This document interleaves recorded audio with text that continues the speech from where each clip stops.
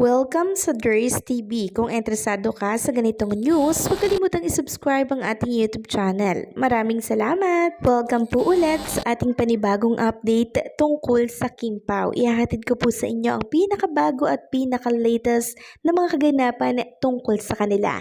Kaya naman kung hindi ka pa subscriber ng ating channel, pindutin nyo na ang notification bell para lagi kayong updated sa mga balitang trending at napapanahon. So ayun, welcome back again sa ating YouTube channel mga kakimpaw, and for today's video nga pag-uusapan natin ay tungkol sa mga importanteng kaganapan po kina Kim and Paolo Abilino.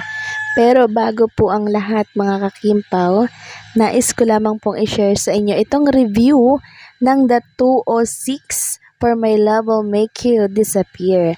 Sabi dito sa post niya sa X, My Love Will Make You Disappear is still having a successful run in theaters around the world. Have you seen it yet? So, naglaan siya ng link dyan. Then, eto po yung review mga kakimpaw. Review highlight at its core, this is a light-hearted rom-com, but what really sold me was how the filmmakers weren't afraid to take a few big swings with some emotional, impactful themes as well. So yan po yung review ng The 206. So maging sila na-amaze din sila sa tinakbo po ng kwento ng My Love Will Make You Disappear. By the way, showing pa din po ang My Love Will Make You Disappear. Worldwide po yan sa mga piling sinihan. So grabe, 'di ba? Halos magdalawang buwan na mga kakimpaw, showing pa din ang My Love Will Make You Disappear. Isang meaning lamang nito na talaga namang marami pa rin pong nagkaka-interest panoorin ang naturang pelikula. Kaya patuloy po na dumadagdag ito sa gross ng pelikula. And speaking of gross mga kakimpaw, meron tayong announcement mamaya na kung saan ikakatuwa po ng marami. So mamaya natin pag-uusapan yan. Pag-usapan muna natin ang tungkol dito sa request na genre for Kim and Paolo Abilino. So, di ba nitong nakaraan na papabalita po mga kakimpaw, yung next project nila after po ng My Love Will Make You Disappear. So, maraming nagre-request na sana makita doon nila si Kim and Paolo Abilino sa action naman, since marami na po nilang napanood mga kakimpaw kay Kim and Paolo Abilino. So, parang gusto naman nila yung action naman nila makita si Kim and Paolo. And bagay na bagay naman yun sa kanila for sure. Tapos may konting kilig, di ba? Sabi nga dito ng isang netizen sa X, want to see them in a classic genre, something that gives that timeless, heartfelt drama, romantic appeal vibe, mixed with high-energy action, and feel-good humor.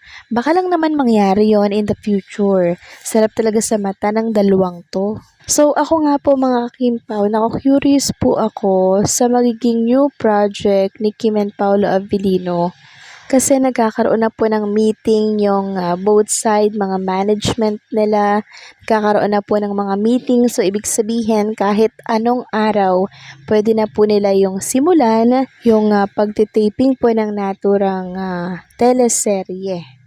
Siguro pinapinalize na lamang nila yung tinatakbo po ng kwento ng serye po ni Kim and Paolo Abilino. Kayo din ba mga kakimpaw? Excited na din ba dito? So grabe, 'di ba? Hindi man talaga si Kim and Paolo Abilino. Kaya pala sinasabi nitong si Odi na bakit daw si Kim and Paolo Abilino na lamang ang laging may project. Ang dami naman daw artista dyan na iba. Bakit daw si Kim and si Paolo nang si Paolo lamang?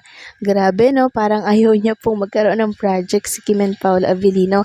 Eh syempre, doon ka mag-i-invest sa in-demand. Alam mag-invest naman tayo doon sa wala namang demand, 'di ba? Eh di nalugi ang producer niyan. Kaya galit na galit ang mga Kimpaw Nation kay Odi dahil sa kanyang binitawan po na salita for Kim and Paolo Abilino. So maging masaya na lang sana sila, 'di ba, sa mga project na natatanggap ni Kim and Paolo Abilino. Kasi very successful naman lahat ng ginagawang project ni Kim and Paolo. Ibig sabihin, malakas talaga sila sa masa. Samantalang narito na ang good news mga kakimpaw. Ito na po yung i-anunsyo natin. So, nakikinig po ba kayo kay Ray Pumaloy and Dondon Sermino?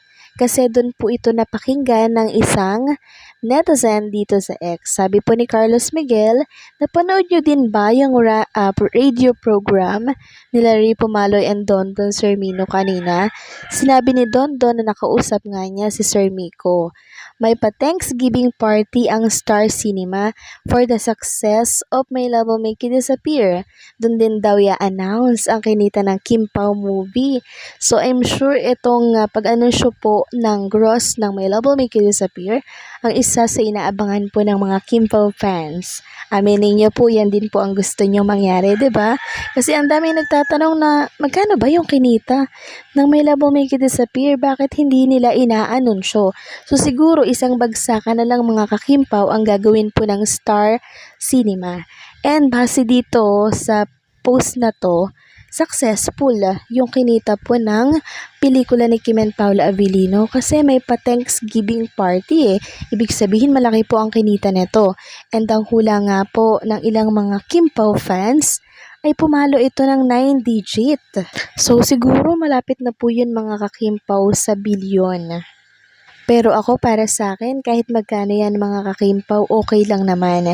Kasi napakaliit lang naman po ng naging budget po ng My Love Will Make You Disappear. Dito lang yan sa Pilipinas ginawa mga kakimpaw. Tapos, hindi sila palipat-lipat ng location. Sa iisang location lamang sila dyan sa Manila nila sinut ang naturang mga eksena. Kaya low budget po talaga ang My Love Will Make You Disappear.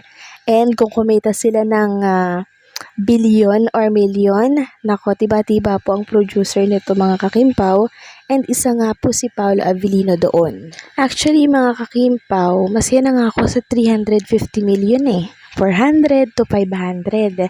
Pero kung lalagpas pa yun doon mga kakimpaw, sobrang successful po talaga ng pelikulang to. Kaya siguro may pa-Thanksgiving party ang Star Cinema. So huwag kayong mag-alala mga kakimpaw kasi i-anunsyo ko po yan sa inyo once po na nalaman natin yung tungkol doon sa totoong kinita po ng My Love Will Make You Disappear. And after nga po ng post na yan, ang dami nag-comment na excited na daw silang malaman ang naturang gross.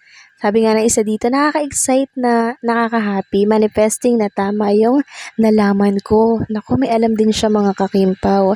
Magkano nga kaya ang kinita, no? Siguro malaki talaga to. Sabi pa ng isa, may abangan pala tayo, mi. Na-excite tuloy ako. Then sabi pa ng isa, napanood ko to, may pa-Thanksgiving party talaga, basta blockbuster. Isang announcement na lang talaga ang gagawin nila, tapusin lahat ng screening para total gross na. Exciting. Sobrang deserve to mga kakimpaw ni Kim and Paula Avellino, and pagka ganitong successful po ang kanilang pelikula, for sure, meron etong kasunod ulit. So, abangan natin yan mga kakimpaw. So, paano hanggang dito na lamang pong update natin. Maraming salamat po sa patuloy na pagsuporta.